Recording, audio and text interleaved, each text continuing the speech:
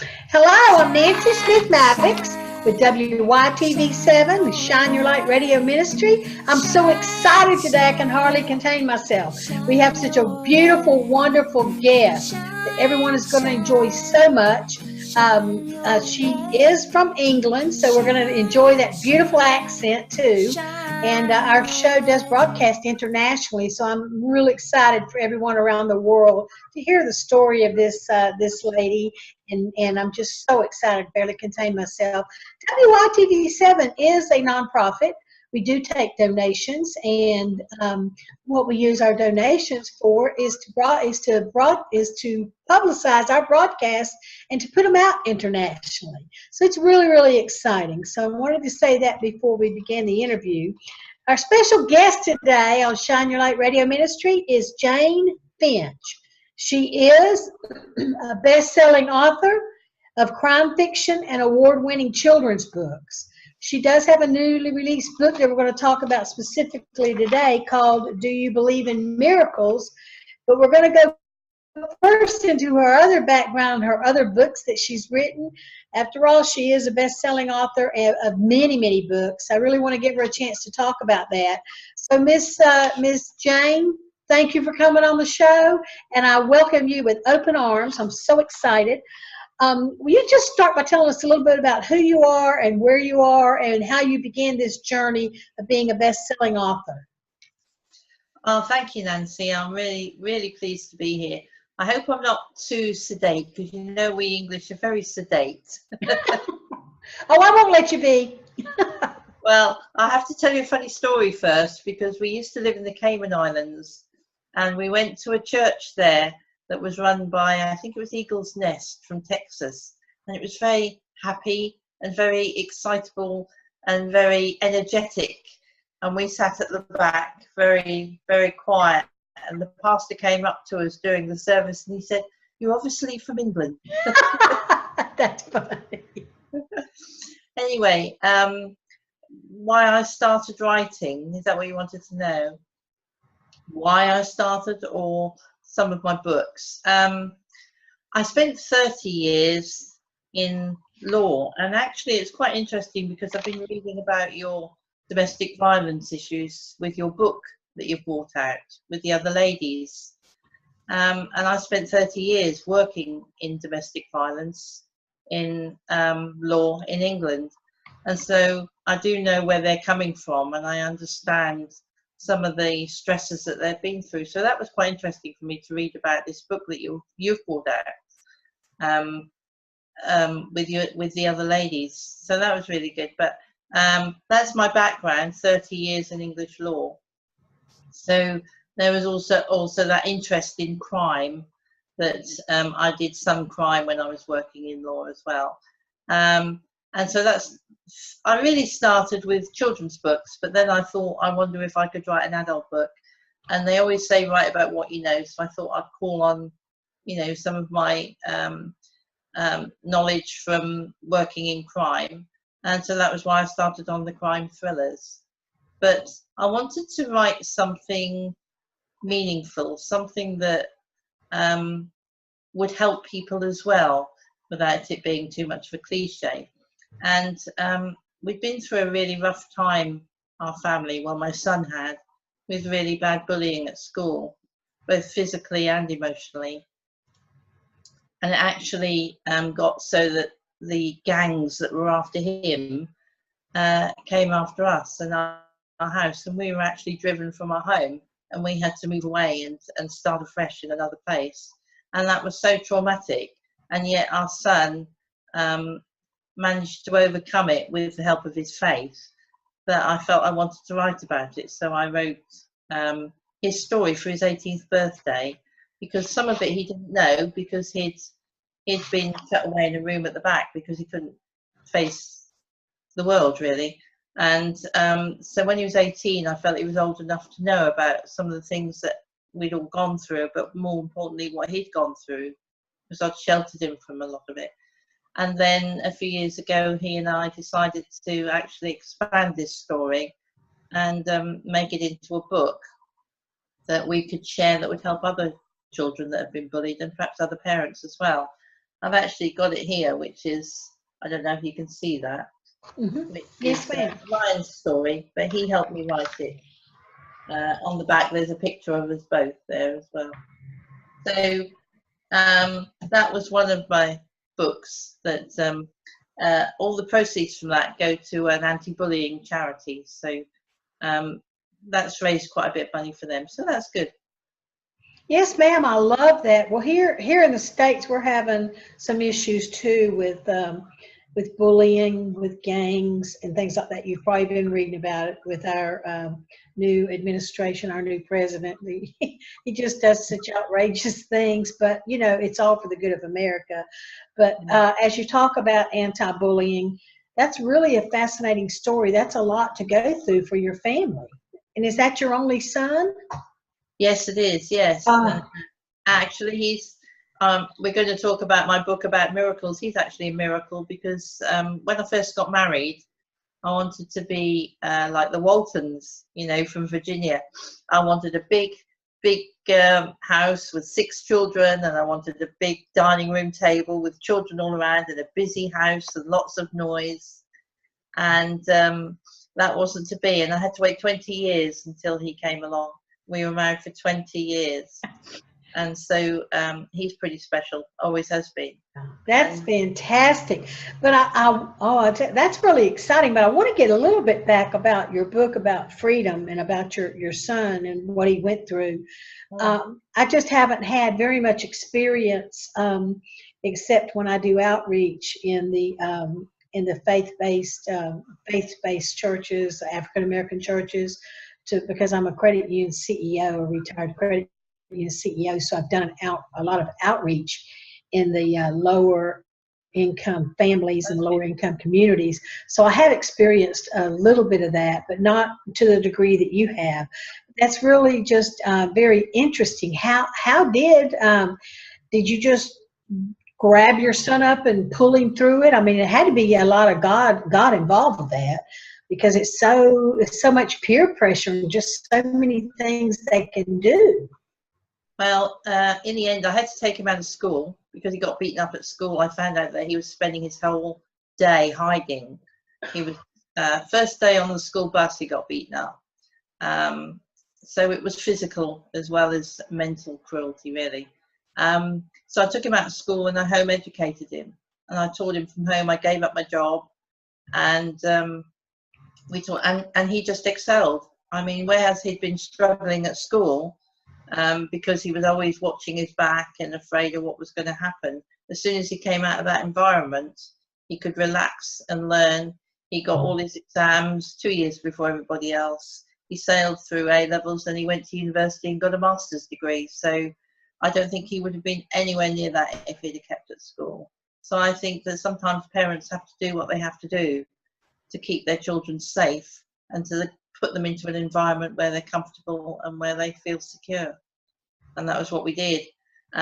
When I say gangs, I don't mean gangs like you get in New York City and things like that. These are groups of teenagers that are just out for trouble, really. And we used to have our house pelted with bottles and apples and eggs and things like that. Ryan couldn't walk out the street and be safe because they would look out for him and attack him and beat him up and things like that for no reason. But he had it from when he was 5, believe it or not. And the reason was because he's dyspraxic, which means that he doesn't have very good coordination, and so he wasn't very good at sports. And although we tried, it wasn't very good, and he got ridiculed for it, and it just went on from there. That was how it all started. And we just had to do whatever we could to protect him. And in the end, we had to sell our house and move away because we couldn't protect him where we were. No, I didn't want him having a life shut in a room, not being able to get outside, you know. And then we moved to the coast, to the beach, and he couldn't believe it. He just reveled in the freedom, you know, that he could walk out, walk on the beach and not be afraid for his life, really. Wow. Quite a traumatic time for us.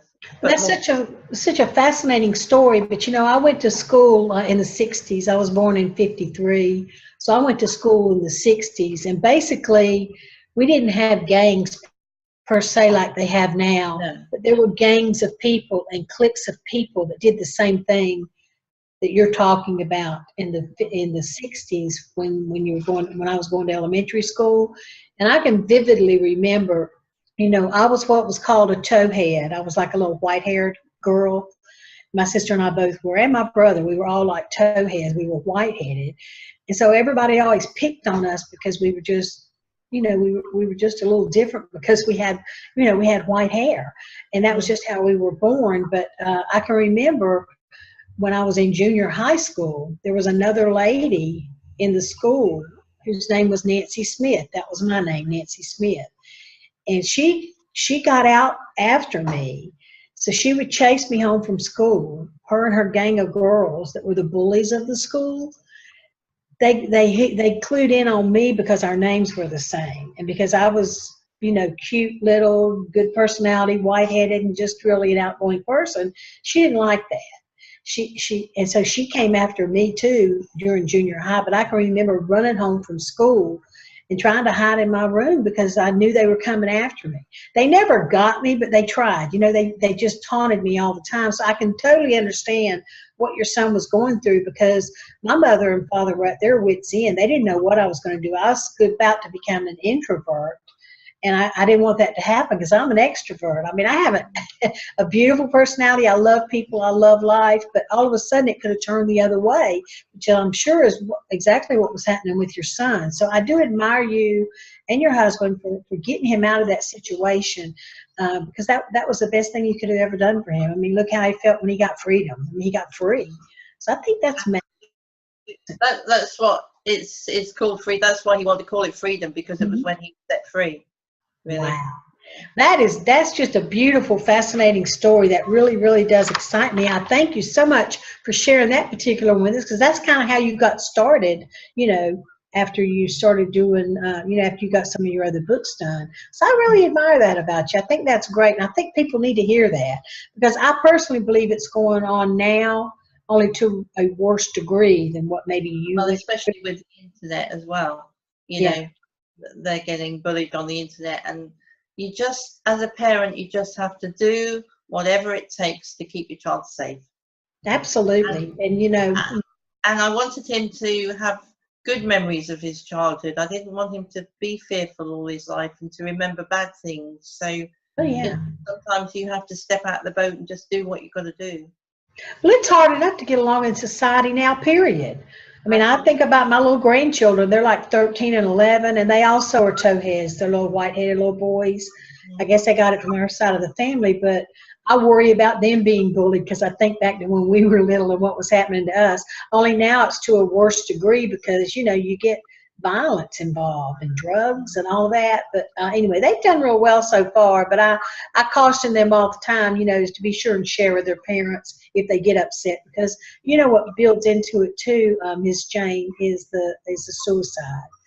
And the teenage suicide rate is going up too, which concerns me immensely, because it's all factored in with all of that. You know, they don't feel wanted, they don't feel loved. People pick on them for whatever little difference they have, but that kind of stuff is going up too. So that really worries me.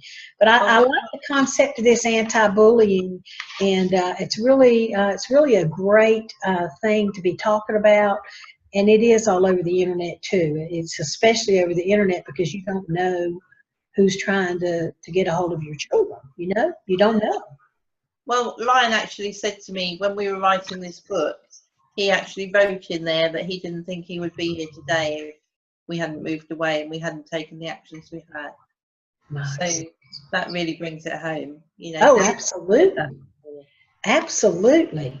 Well, tell us a little bit about one of your crime fiction books. I've got a list of all of them here. Which one was your favorite one that you did on that? I mean, because I mean, there's quite a quite a lot of books that you've done, and I really want to get the word out, internationally about all the concepts of what you're doing because I want you to continue to have more success. That's what Shine Your Light and WYTV is all about. We want people to be able to shine their light into the international community and share what they know so other people will be aware of what's happening, And that Mm. story about the bullet, all that is perfect. So can you kind of call out one of your crime books that you really Well, favored? yeah, my favourite by far is The Black Widows, which is I had this friend. It sounds awful, but I had this friend who just reminded me so much of how a black widow would be. A lady who looks for the money in the men, and they have mysterious deaths and things like this. So I took 3 characters that I developed, and I put them all together in a book and told each of their stories, and that's the one that became the bestseller. So that's my favourite. The Black Widows is called. Okay, well, good. Thank you for that. Now we're going to get to the real meat of the interview because I want to talk. I want to give enough time so you can talk about your new book. Do you believe in miracles? And let's talk about that and go through that and what that book means to you and how that developed and all of that. And I know your son's situation had a lot to do with that. So let's talk about that now. Okay, well, when Ryan first started at university, we were my husband and I were living in Spain, and we got a phone call from him to say that he'd got a big lump on the side of his neck, and it was hard, like a goose egg, and his head was over to the side, and he didn't feel well, and he'd been to the doctors, and he needed to go to the hospital, to a clinic to investigate it. So I came straight back to England. And long and short of it was that they didn't say the word cancer, but they said we needed to be prepared for the worst. Really, they'd investigated everything they could, and this was what it was looking to be, and it really wasn't very good news. So it's a long story, which I think you'll probably hear from Ryan personally at some stage. But we started, a friend in Spain started a prayer chain. And this prayer chain went right around the world. It went to America, to Canada. It was in Europe, and it was in England. And everybody was praying for Ryan. And he went over to see my husband in Spain while we were waiting for the results of the biopsy on this lump that he'd had. And they anointed him with oil, and they prayed for him. And he rang me and said, have we heard from the hospital yet? Well, it was going to be a few days. So I thought, to keep myself busy, I'll go through my mother's things, because she had recently died and I hadn't had a chance to go through all her belongings. And I came across her Bible. And in the Bible, on the first page, it said Proverbs 3, verse 3. Didn't say anything else, just Proverbs 3, verse 3. When I looked it up, it said, take your loyalty and wrap it around your neck, and your faithfulness and wrap it around your neck. And I thought, I wonder how many times the neck is mentioned in the Bible. That was so special. It was so personal to Ryan. So I rang him up and I said, I really think this is from God. And he said, well, actually, the lump is going down. So he came back. We went back to the hospital, and the consultant said, well, it's gone. And I said, well, and he said, Ryan said, I know, well, God healed me. And he said, well, I haven't got any other explanation for it. But he said, if that's what you believe, then that's wonderful. But he obviously was taken aback. And it was so, all these people on this prayer chain were so moved by that healing. It was a clear healing from God. And we'd had that word from God as well, that they all began to email me and say, we've been so moved by it. It's so special, it's blessed us so much. And that was when I thought, if one miracle can bless so many people and help so many people, then maybe I could gather together other testimonies of miracles and put them into a book that would help other people. So I began to contact people that I knew around the world. They began to give me their testimonies and their stories, and then I put them all together in this book. That's so fascinating. That's fabulous. So first of all, you have a miracle baby in one. Yeah. And then when he's older, you have to go through this, and he has another miracle happen. I'd say God's blessing y'all pretty well. So, yeah, that's really fascinating. So one of my questions at the end of the interview is usually, what is your favorite Bible verse? So I think that probably your favorite Bible verse is Proverbs 3:3, right? Yeah. Okay. Yeah, I always like to ask that of all of the people that I interview, because I just think it's fascinating to hear what people have to say. And when you're in a situation like you were in, and you've been so successful with your writing, yet you still have the trials and tribulations that all of us go through. We all go through things like that. But if we don't open our hearts and open our ears to God, we don't always hear what we're supposed to hear and what we're supposed to do.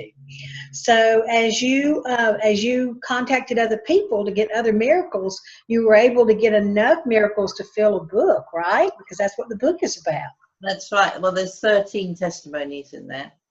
So that was good. I mean, I have to say that there was one occasion when I contacted a chap who used to go around the country preaching, and I said, do you know anybody who might like to contribute? And he actually replied to me and said, well, actually, I don't believe in miracles. I believe everything's a coincidence. And I thought, wow, this guy is preaching, and that's what he believes. If you don't believe in miracles, then what is there to believe in, really? You know, God, his provision is a miracle. It's not just big healing miracles. It's when he provides when you have nothing, or when you really need a God intervention in your life, and he comes along. To me, that's a miracle.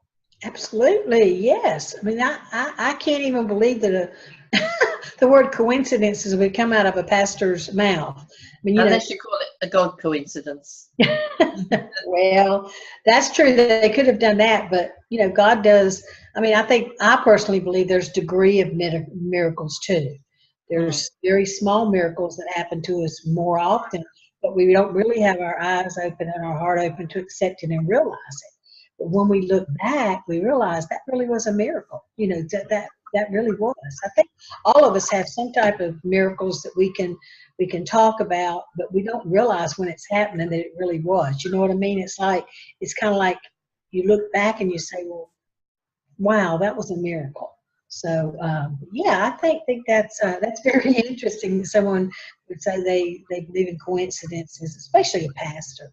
But but it sounds like you did a really great job of accumulating the miracles. If you got 13 testimonies like that, are there any of those others you'd like to share with us? Well, yes, there's one of a lady who in Spain that I knew. I heard her speak, and I asked her if she would share her story, which she did. And she was diagnosed with terminal cancer, and she went downhill very quickly, and she was given 2 weeks to live. And the hospital said to her, we have to put you into a hospice for your final days. And she said, just give me one more day before you put me in this hospice. And some friends of hers got together and began to pray. And she was feeling very depressed. She was crying and upset. And suddenly, in her words, she said she felt the breath of God enter her. And she just felt a total peace. She felt God's grace. She felt God's presence. And long story short, she was healed. She was totally healed. And she's now in Spain running a church with her husband. And what a beautiful story. 2 weeks to live. Wow. And they said they could do nothing for her.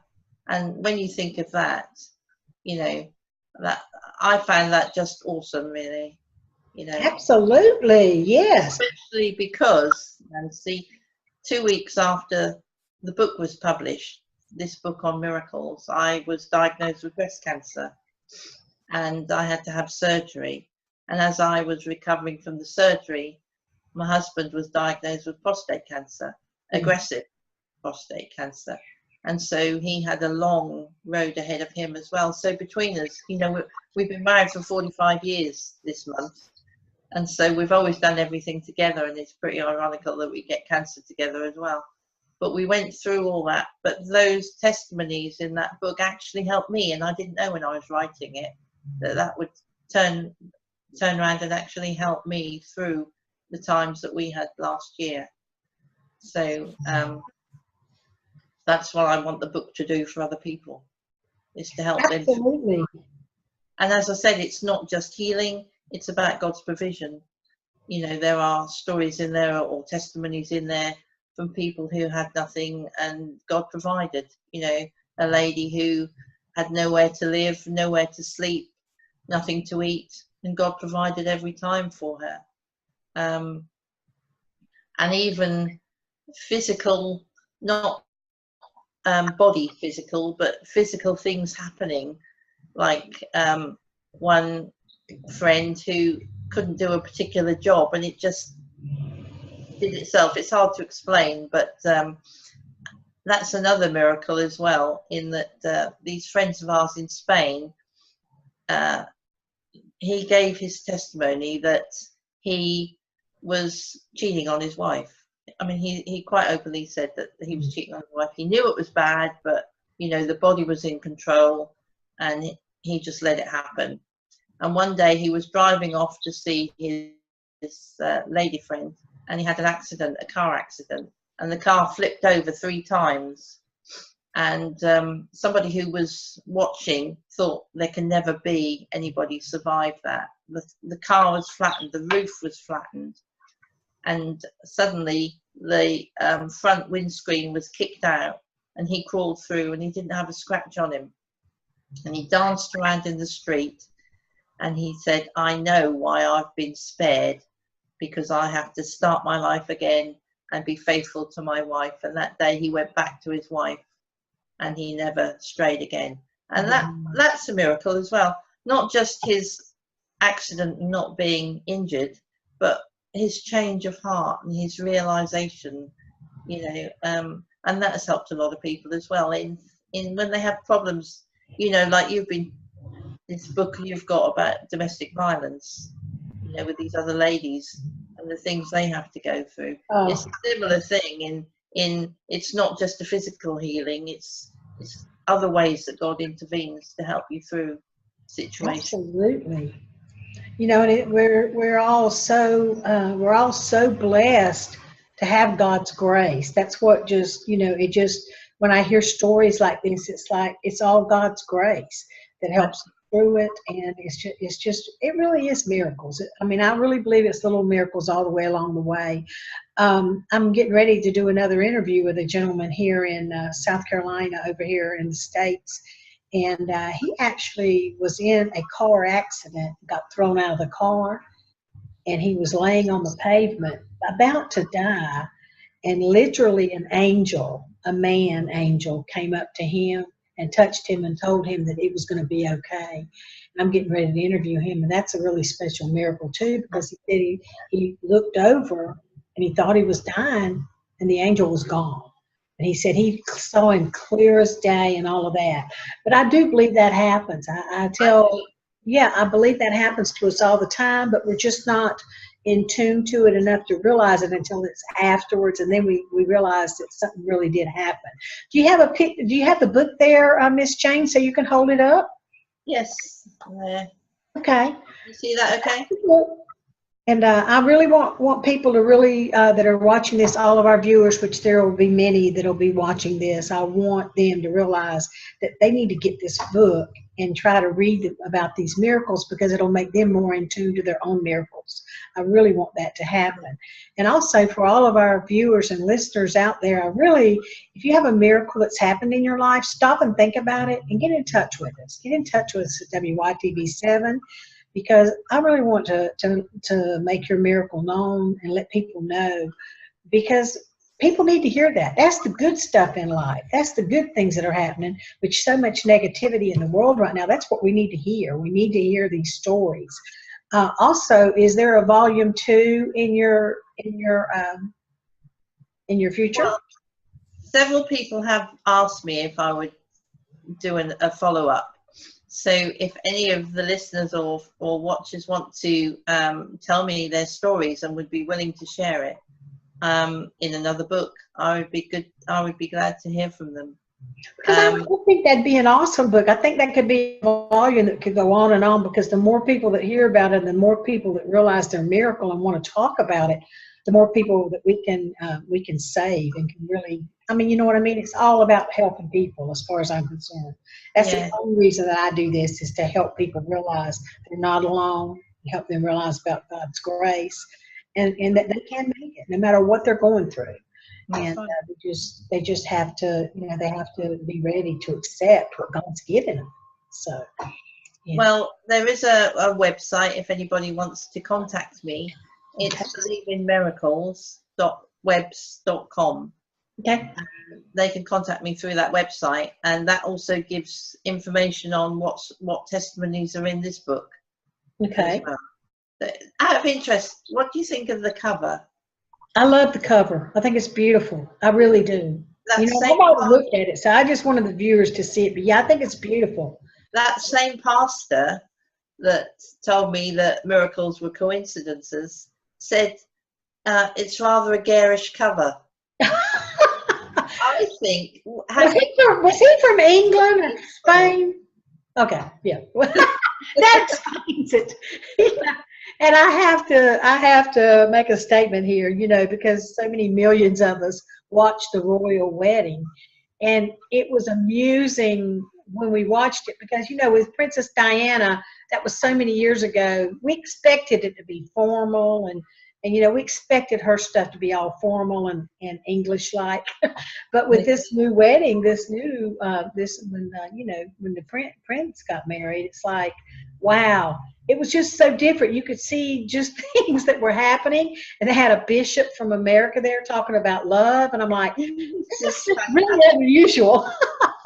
He was fantastic, and he had such an effect on the British, because we're so reserved, aren't we? And so, proper.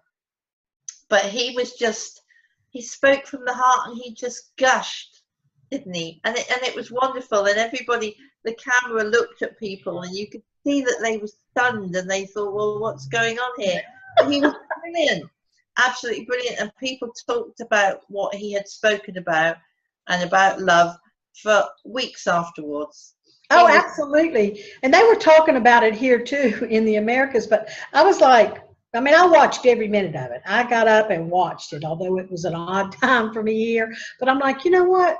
This is most unusual, because everybody that was involved with Princess Diana and her wedding, we were comparing it. They had a thing on Facebook, and I know we're a little off topic, but we had a thing on Facebook that showed, Princess Diana and Prince, what is it, Harry's wife, I forget, she's princess too. It showed all three of them in their wedding dresses and the differences in their wedding dresses.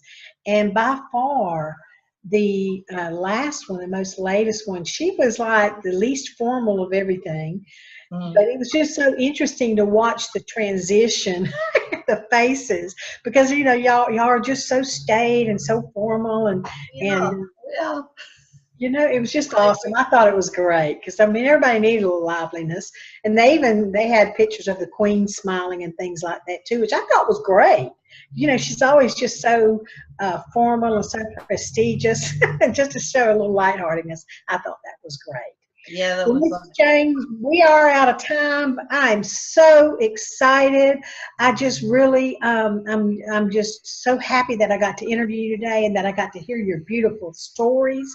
I want people to get this book, Do You Believe in Miracles? And I really want them to, we're going to put the web page up when we produce it and we have the show going, so they can log in there. And if they have a miracle, I want them to share it with you, because I think it'd be great to continue on this book in more volumes, Because if you only need 13, I mean, you could do many volumes of this, and that would do something that would keep you busy and really pay tribute to your son and your family's miracles. My goodness, you've had a lot of them. So, but, Also, if people feel they're not up to writing it, if I talk to them, I'm happy to write it for them, so they don't put off by thinking they can't write it. That's fabulous. So, do we know how long it'll be before this will be a bestseller, or is it already? Well, all the proceeds from this goes to an orphanage in Kenya, Okay. and we've raised £90 so far for them. So it's starting to get there. Okay. I'm now recovered, so I'm starting to spend time telling people about it, and you know, hopefully. Well, in some small way, I hope that Shine Your Light and WYTV helps, because you know, we are a nonprofit too, and we actually you know, look forward to getting this out there and getting the word out there. But our mantra at WYTV7 is, if we reach one, we've done our job. So with the way our broadcasters and our diverse group of broadcasters are doing, we're reaching a lot of people internationally. So it's really exciting. So if anybody wants this book, they can get it on Amazon. Okay, good.